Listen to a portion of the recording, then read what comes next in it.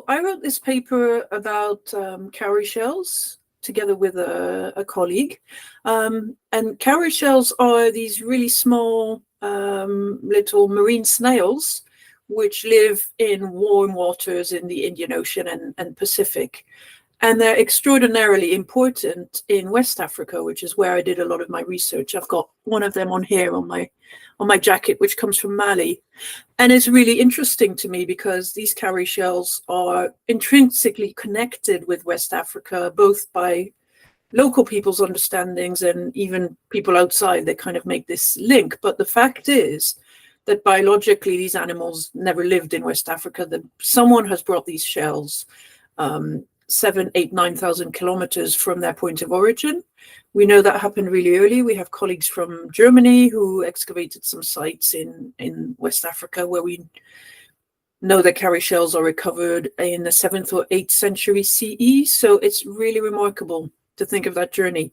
So the starting point to all of this is I'd been interested in cowrie shells for a long time. I'd been really interested in the Maldives, which are in the Indian Ocean, a really nice archipelago.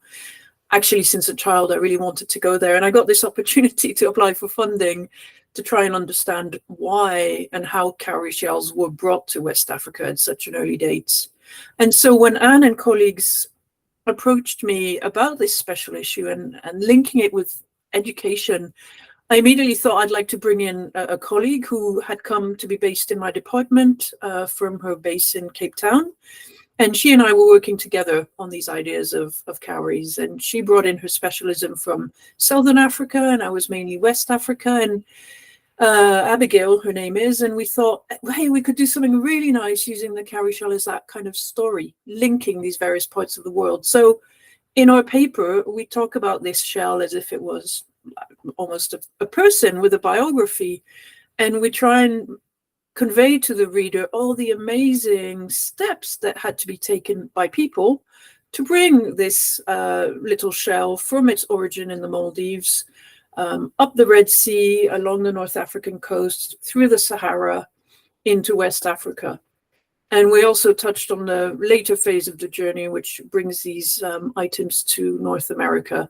So in the paper, we wrote 4 stories of different people who are handling these shells for different reasons. And we're not suggesting a single shell did the whole trip or that a single person did, but we look at the archaeological evidence and we try and make people think about this as an important symbol, something that people valued, but why? I mean, it's just a shell.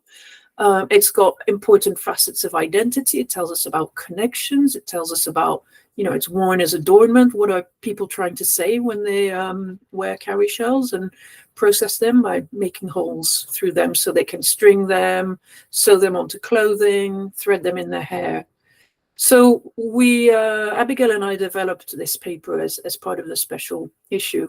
And really, we were hoping to make people think about how humans create value in objects and in places.